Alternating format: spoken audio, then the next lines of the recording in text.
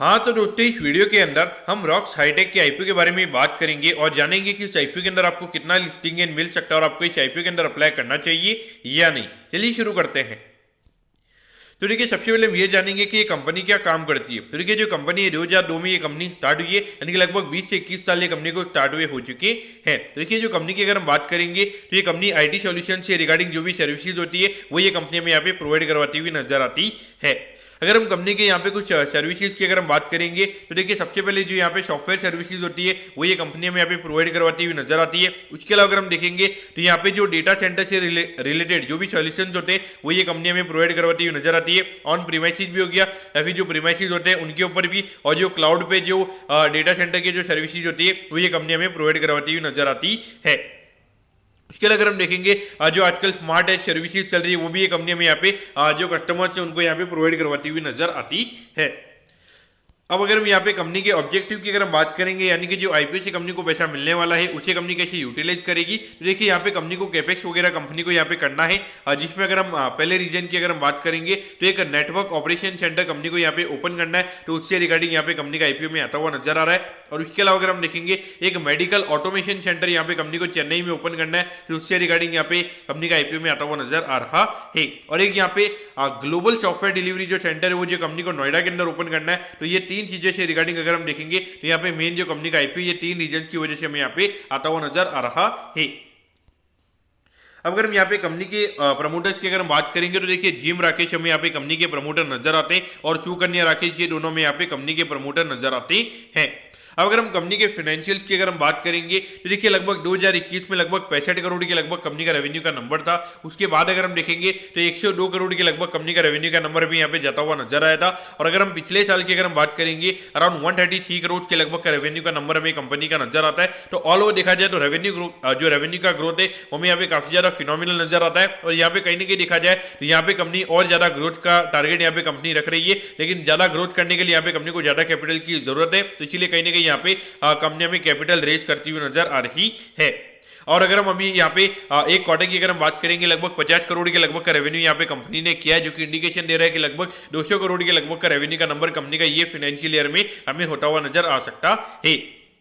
और अगर हम यहाँ पे एक क्वार्टर के लगभग की अगर हम अर्निंग्स की अगर हम बात करेंगे, लगभग 6 करोड़ के लगभग की अर्निंग्स हमें यहाँ पे नजर आती है। लेकिन ये एक क्वार्टर की नहीं है, लगभग अगर हम देखेंगे तो यहाँ पे 4 महीने की अर्निंग्स हमें यहाँ पे नजर आती है। तो ऑल ओवर देखा जाए तो यहाँ पे ये इंडिकेशन लग रहा है कि यहाँ पे इस साल लगभग 20 से 21 करोड़ के लगभग का जो प्रॉफिट है वो कंपनी का ये फाइनेंशियल ईयर में हमें होता हुआ नजर आ सकता है। लेकिन एक चीज आपने यहाँ पे फोकस करनी चाहिए कि यहाँ पर अगर हम देखेंगे हार्डली 1-2 करोड़ के लगभग कंपनी के नंबर थे। और अगर हम मार्जिन की अगर हम बात करेंगे, यहाँ पे नेट प्रॉफिट का मार्जिन कंपनी का काफी कम था। एकदम से अगर हम देखेंगे इतना ज्यादा प्रॉफिट बढ़ा है और अभी कंपनी का आईपीओ में आता हुआ नजर आ रहा है, तो कहीं ना कहीं यहाँ पे थोड़ा कॉशियस वी से यहाँ पे कंपनी के नंबर्स का आपने देखना चाहिए। और एक तरीके से पूरा यहाँ पे 100% आपने यहाँ पे नंबर्स में बिल्कुल भी ट्रस्ट नहीं करना चाहिए। तो ये मेरा पॉइंट ऑफ व्यू यहाँ पे नंबर्स को लेके रहेगा।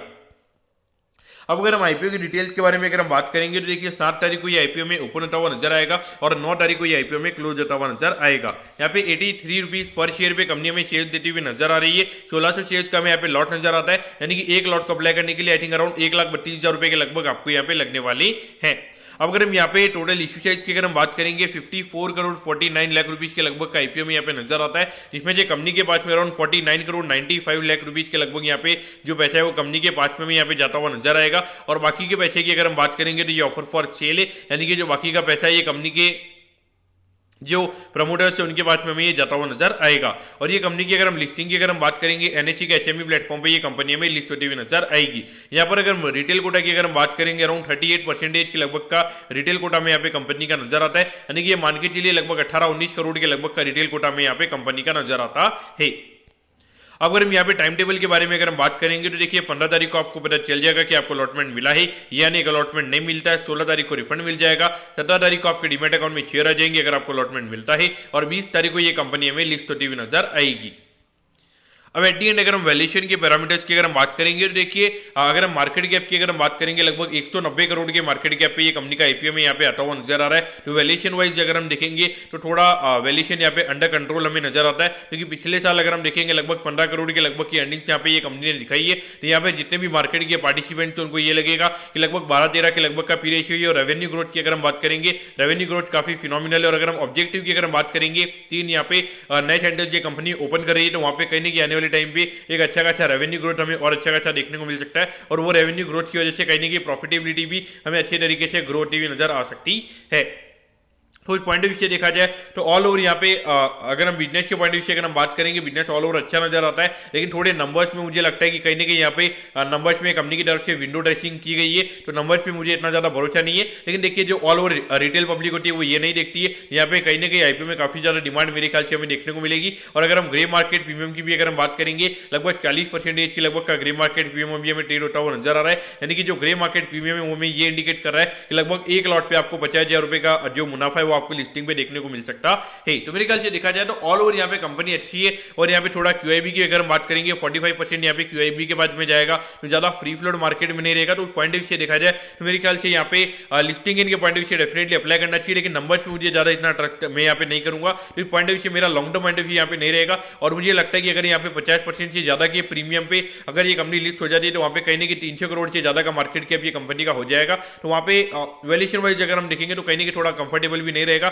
इसीलिए लिस्टिंग इनके लिए अप्लाई करना चाहिए। अगर लिस्टिंग एंड मिल जाता है तो मेरे ख्याल से वहां पर आपने निकल जाना चाहिए। अगर अलॉटमेंट नहीं आता है तो मेरे ख्याल से फिर उसके बाद में आपने इसको अवॉइड ही करना सही रहेगा। तो दोस्तों मैं कहता हूं कि रॉक्स हाईटेक के आईपीओ के बारे में आपको सब कुछ समझ में आ गया होगा। अगर आपकी कोई भी क्वेरीज है आप कमेंट कीजिए, मैं जरूर आपके कमेंट पर रिप्लाई करूंगा। ओके दोस्तों, thank you, have a nice day.